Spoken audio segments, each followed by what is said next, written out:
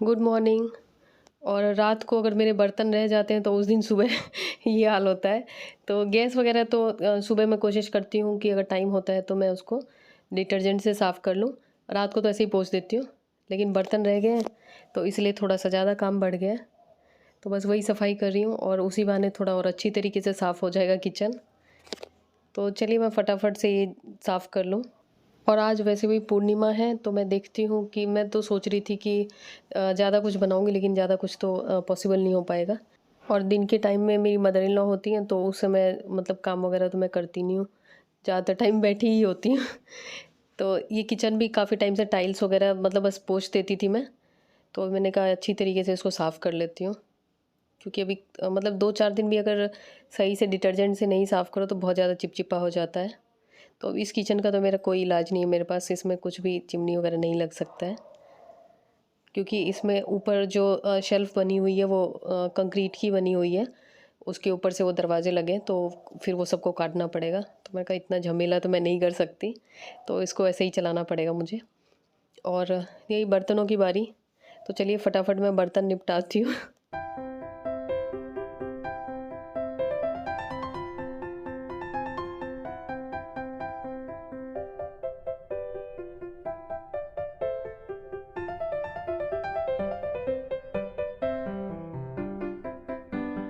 ये जो लोहे के बर्तन हैं इसमें सब में मैंने सरसों तेल लगा दिया और उसको टिश्यू से इस तरीके से वाइप करके वो कर रही हूँ, जिससे कि अच्छी तरह से सीजनिंग हो जाती है। जब हम खाना बनाते हैं तो नॉन स्टिक का काम करता है ये, और बर्तनों में खाना काला नहीं होता जो लोहे के बर्तन होते हैं। क्योंकि बहुत लोग जैसे कि वो गरम कर देते हैं गैस पे, ऑयलिंग नहीं करते हैं तो फिर खाना काला होने लग जाता है। तो ये किचन हो गया और इधर सोफ़े वगैरह सही कर लूँ। झाड़ू पोछा मैं ऑलरेडी लगा चुकी हूँ, उसके बाद मैं बर्तन वगैरह का करा था। तो बस अब नहाने जाऊँगी। Welcome back friends. और अभी मैं जा रही हूँ तैयार होने। तो उससे पहले मैंने सोचा आपको 2 चीज़ें मैं दिखा देती हूँ, क्योंकि अभी जैसे जैसे गर्मियाँ बढ़ेंगी, धूप तेज़ होएगी, तो धूप में सबको सनस्क्रीन की ज़रूरत पड़ती है। तो मेरे पास 2 सनस्क्रीन है मामा अर्थ का, तो मैं आपको 1 बाय 1 दिखा देती हूँ। ये तो है इसका पैकेट। आप लोग बोलोगे फिर ये मामा अर्थ का प्रोडक्ट के बारे में बता रही है। तो मामा अर्थ के प्रोडक्ट अच्छे होते हैं और अच्छी चीज़ के बारे में ऑब्वियसली बताना चाहिए। तो ये SPF 50 सनस्क्रीन है और इसमें है कैरेट सीड और टर्मरिक। जैसे कि सनस्क्रीन है तो ये हमें UVA और UVB रेज से प्रोटेक्ट करता है। और सबसे अच्छी बात है कि जैसे हम और सनस्क्रीन लगाते हैं तो लगाने के बाद चेहरे पे ऐसा लगता है कि कुछ सफ़ेद सफ़ेद सा पाउडर जैसे कुछ वो लगने लग जाता है, तो उसमें ऐसा नहीं लगेगा। और बहुत लाइट वेट फार्मूला है। और अगर आपकी टैनिंग वगैरह हो गई है तो टैनिंग को भी रिवर्स करता है, तो मतलब टैनिंग को भी धीरे धीरे ख़त्म करता है। जैसे कि धूप में ज़्यादा निकलने से बिना सनस्क्रीन के तो टैनिंग हो जाती है, तो उसको भी रिवर्स करता है। और इसमें पैराबीन सिलिकॉन वो सब नहीं है, और डर्मेटोलॉजिस्ट द्वारा टेस्टेड है और हर टाइप की इंडियन स्किन के लिए सूटेबल है। तो इसके नाम में ही है अल्ट्रा लाइट इंडियन सनस्क्रीन, तो इंडियन स्किन टाइप के लिए सूटेबल है, चाहे आपकी स्किन टाइप कोई भी हो। फिर बाहर शोर आ रहा है। मामा-अर्थ एक इंडियन ब्रांड है और ये प्लास्टिक पॉजिटिव ब्रांड है। मतलब जितना प्लास्टिक ये लोग यूज़ करते हैं उससे ज़्यादा रिसाइकल करते हैं, तो हमारे प्लैनेट के लिए, अर्थ के लिए भी सही चीज़ है। मैं लगा के दिखाती हूँ आपको। अभी मैंने पंखा बंद कर रखा है, इसकी वजह से थोड़ी गर्मी हो रही है। ये रहा। बिंदी हटा लूँ, बिंदी तो मैंने लगा लिया। मैंने कहा कि बिंदी लगा लेती नहीं तो अजीब सा फेस हो जाता लगता है। क्योंकि सर्दियों में तो हम लोग अवॉइड भी कर देते हैं सनस्क्रीन, क्योंकि जबकि सर्दियों में भी धूप होती है, लेकिन सर्दियों में ये होता है ना कि थोड़ी इतनी ज़्यादा तेज़ धूप नहीं होती है।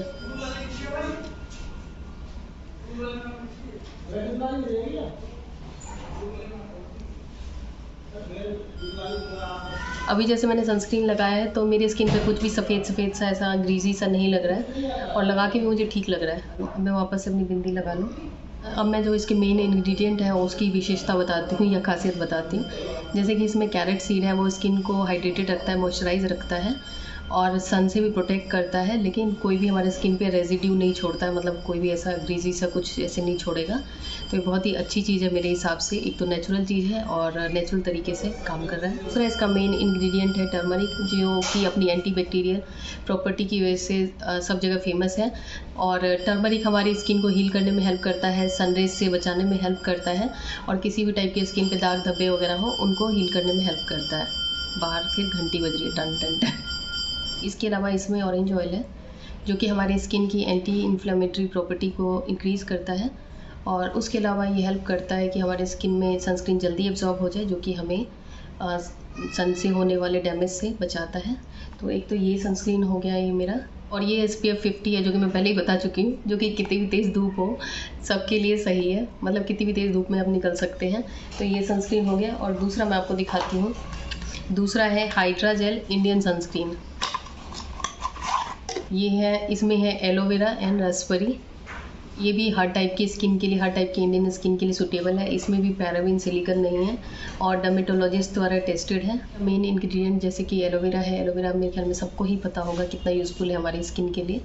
एलोवेरा में एंटीऑक्सीडेंट प्रॉपर्टी होती है, ये हमारी स्किन को सूद करता है और हाइड्रेटेड रखता है, मतलब स्किन को ड्राई नहीं होने देता। तो एलोवेरा तो वैसे भी यूज़फुल है, तो इसमें एलोवेरा है जो कि एक बहुत ही अच्छी चीज़ है मुझे लगता है। दूसरा इसका इंग्रेडिएंट है रास्पबेरी, जो कि विटामिन सी का अच्छा सोर्स है, जो कि हमारे स्किन पे जो एजिंग के साइंस हैं उनसे लड़ने में हेल्प करता है, स्किन को हेल्दी और रिजुविनेटेड रखता है। और तीसरा है इसका जो इंग्रेडिएंट है मेन, जो कि सामने नहीं मेंशन है, पीछे लिखा है, वो है ग्लिसरीन। तो ग्लिसरीन हमारे स्किन को ड्राइनेस से, डलनेस से बचाता है और हमारे स्किन को मॉइस्चराइज रखता है। और अगेन ये SPF 50 है, जो कि काफ़ी सही है कितनी भी तेज़ धूप के लिए, मतलब आराम से आप निश्चिंत होके लगा के निकल सकते हैं। दोनों सनस्क्रीन के लिंक मैंने आपको डिस्क्रिप्शन में दे दिया है, तो आप चेक कर सकते हैं। और मेरे लिंक से, अगर मेरे दिए हुए लिंक से अगर आप क्लिक करके इसको मंगाते हैं तो आपको एक्स्ट्रा 20% डिस्काउंट मिल जाएगा मामाअर्थ की वेबसाइट पे, और ये आपको अमेज़ॉन, नाइका, पर्पल, मामाअर्थ की वेबसाइट पे आराम से मिल जाएगा। तो चलिए, बहुत सारी बातें हो गई।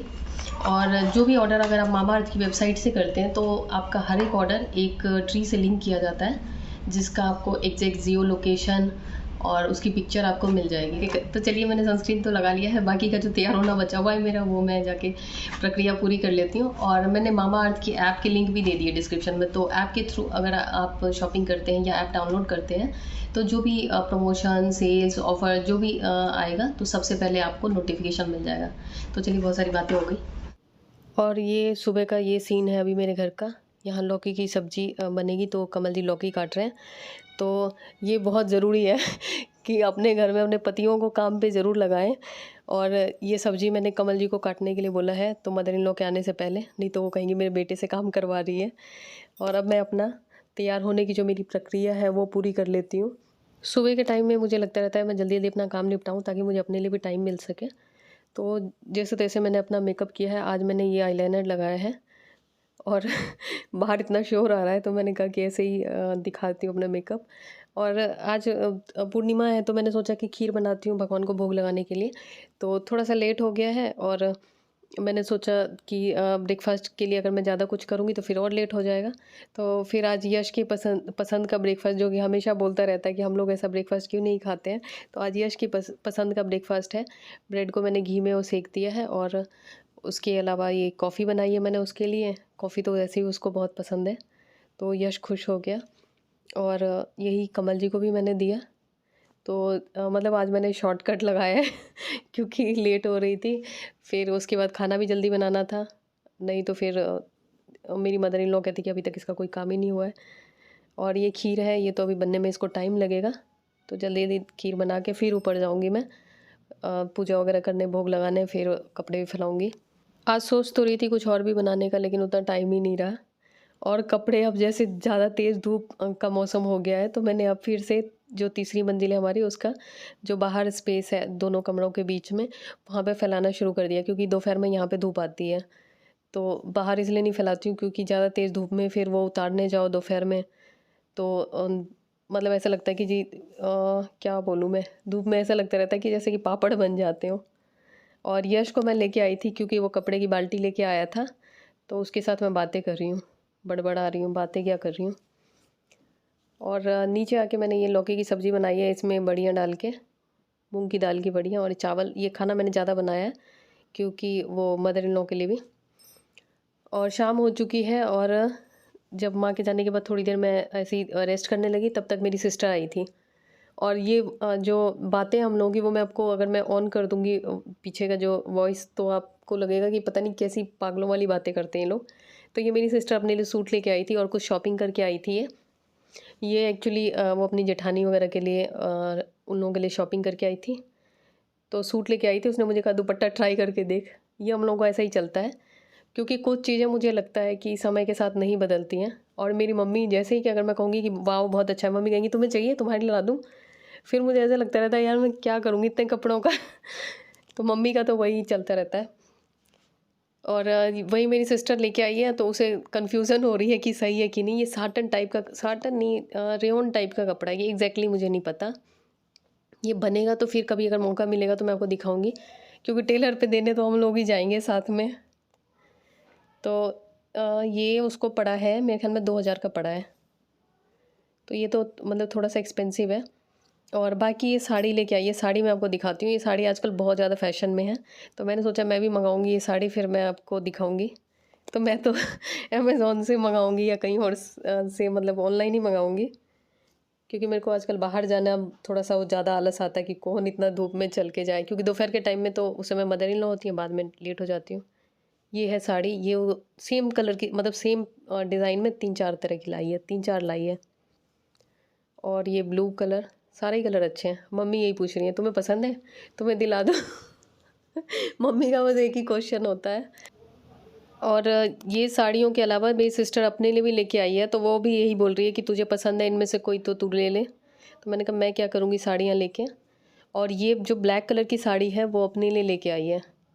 तो वैसे ब्लैक कलर की साड़ी मुझे पर्सनली पसंद नहीं है, लेकिन ये जो साड़ी है तो ये उतना वो नहीं लग रहा कि मतलब इतना वो कलर वो नहीं लग रहा कि हाँ बिल्कुल ही ब्लैक में बंदा पगला जाए, उस टाइप का नहीं लग रहा। और मेरी सिस्टर वही बोल रही है कि जब मैं छोटी थी तो फिर तू कुछ भी लाती थी या सिलती थी तो तू मुझे बोलती थी तू ट्राई कर, तो अब तुझे ट्राई करना पड़ेगा, क्योंकि ये हम लोगों के बचपन से आदत है।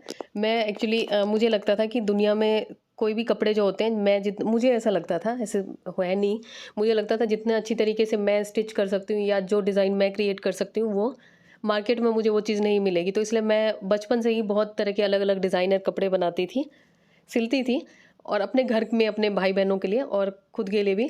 और मैं सबसे पहले जो अगर अपने लिए सिलती थी या बहन के लिए, तो उसको बोलती थी अनामिका को कि तू ट्राई कर।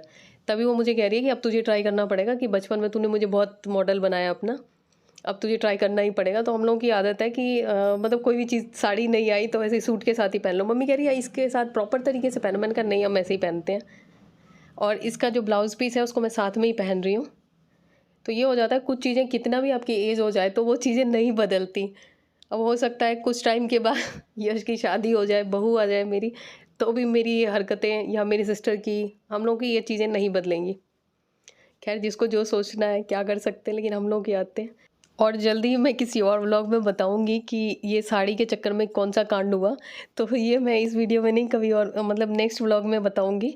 और इसका मैंने नीचे जो इसका पल्ला है, तो ये साड़ी पहन के मुझे अच्छी लग रही है, मतलब जितना मैं एक्सपेक्ट कर रही थी उससे मुझे ज़्यादा अच्छा लग रहा है। और मेरी सिस्टर कह रही है तू रख ले तू रख ले, मैंने कहा मैं कितने कपड़े रखूँगी, ऑलरेडी इतने हैं। तो इसका जो पल्ला है वो मतलब नीचे पल्ला कह रही हूँ, जो इसका ब्लाउज़ पीस है वो पल्ले में ही है। ये रहा ब्लाउज़ पीस, ये पूरा कढ़ाई है, ये धागे की कढ़ाई है और कोटा चेक है, जो कि आजकल बहुत ज़्यादा ट्रेंड में है। तो मैं भी सोच रही हूँ 1-2 साड़ियाँ ऐसी मंगाती हूँ ऑनलाइन, ज़रा मैं भी देखूँ पहन के। एक्चुअली पहले मेरे पास हुआ करती थी कॉटन में, लेकिन आजकल ज़्यादा ही अच्छी चल गई हैं। सही में फ़ैशन चेंज होता रहता है। और मेरी सिस्टर ये लेके आई थी ब्रेड पकोड़े समोसे, तो वो अपना लेके बैठ गई और मम्मी तब से एक ही क्वेश्चन पूछ रही है तुम्हें चाहिए, तुम्हारे लिए ले लूँ खैर ये मुझे लगता है कि आप लोगों के घर में भी ऐसा ही होता होगा, कि आपकी मम्मी भी ऐसी है कि नहीं, प्लीज़ कमेंट में ज़रूर बताइएगा, या मेरे घर में ही ऐसा है। और मैं पहुंच गई हूँ मैं अपने मायके मम्मी के यहाँ, और ये मेरी सिस्टर का लड़का बच्चों को छोड़ के गई थी शॉपिंग करने। और ये मेरे पिताजी और मेरी सिस्टर के हस्बैंड। तो पापा को मैं वही बोल रही हूँ कि आज आपने टी शर्ट पहनी है, नहीं तो जब भी मैं ब्लॉग बनाती थी पापा घर में बनियान पहन के ही होते थे और मैं यश को भी लेके आई थी।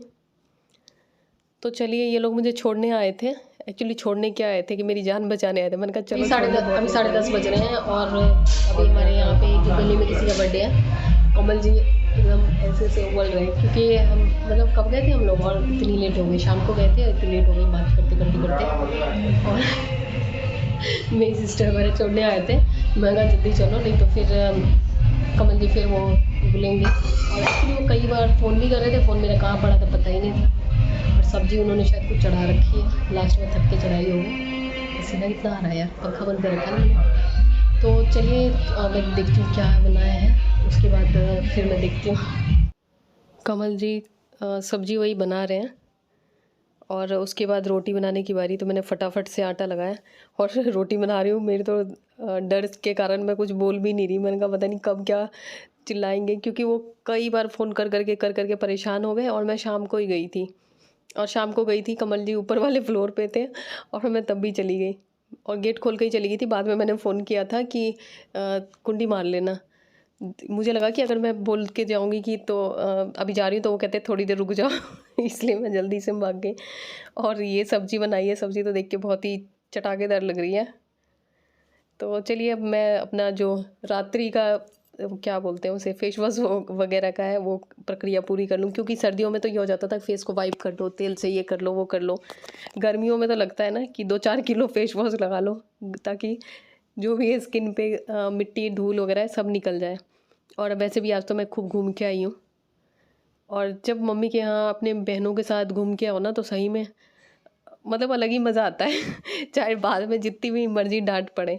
और ये मेरे ख्याल में सबके साथ होता होगा कि मतलब अपनी सिस्टर्स वगैरह के साथ अगर आप रहो, चाहे बाद में डांट भी पड़े तो भी चलता है।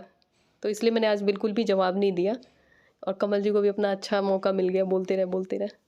तो हो चुका है मेरा मेकअप क्या, कोल्ड क्रीम लगाई मैंने, जो मिल जाता है लगा लेती हूँ। और ये मेरे नोट्स हैं जो कि मैं बना लेती हूँ आजकल टाइम मिलने पे। तो जैसे ऑनलाइन क्लास होती है ना, तो उसमें जो बताते हैं तो एक एक पॉइंट सारा नोट कर लेती हूँ, ताकि जब हम लिखते हैं कोई चीज़ तो वो ज़्यादा हमारे दिमाग में रहती है। फिर उसको मैं रिवाइज़ कर रही हूँ। सही में इतनी मेहनत मैंने अगर बचपन में की होती तो पता नहीं मैं क्या होती। वैसे अगर मैं बहुत कुछ बन जाती तो और लोगों को कैसे मौका मिलता। आज का लोग बस यही था। और आज का पूरा दिन हम लोगों का पता नहीं कहाँ चला गया। मतलब पूरा दिन ही आज इधर से उधर चला गया। ये हो जाता है ना कि अगर फैमिली वगैरह के साथ अगर आप थोड़ी देर बिताते हो तो फिर लगता है थोड़ी देर और करते इतना लेट हो जाता है। और बस अभी आज तो वैसे भी अभी कितना 11:30 बजने वाले हैं, काफ़ी लेट हो चुका है। वैसे मुझे सोने में लेट हो जाएगा। अगर मुझे सोने में, जैसे कि आप लोग मुझे पूछते हो ना कि आप नींद कैसे मैनेज करते हो, तो जिस दिन मुझे थोड़ा सा ज़्यादा लेट हो जाता है तो उस दिन मैं मेडिटेशन थोड़ी ज़्यादा और कर लेती हूँ, जिससे कि मेरा नींद का कोटा पूरा हो जाता है। और अगर फिर भी मुझे लगता है तो दिन में थोड़ी देर सो जाती हूँ, मतलब आधे ही घंटे।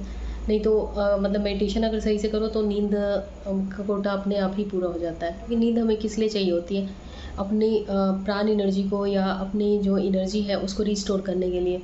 तो अगर आप मेडिटेशन करते हैं तो वो एनर्जी आपकी रिस्टोर हो जाती है, तो नींद अब कम में भी काम चल जाता है। हाँ, मैं ज़बरदस्ती कभी नींद को वो नहीं करती हूँ कि मुझे नींद आ रही है और मैं नहीं सो रही हूँ, ऐसा मैं कर भी नहीं सकती। क्योंकि अगर मुझे नींद आ रही है और मैं ना सोऊँ तो मुझे लग सकता है मैं पगला जाऊँगी। चलिए अभी मैं थोड़े से नोट्स बनाऊँगी और बस यही थी आज की वीडियो, आज का ब्लॉग, आज का पूरा दिन। तो इस वीडियो में इतना ही। मिलती हूँ आपसे फिर किसी नई वीडियो में या किसी नए ब्लॉग में। तब तक के लिए बाय बाय।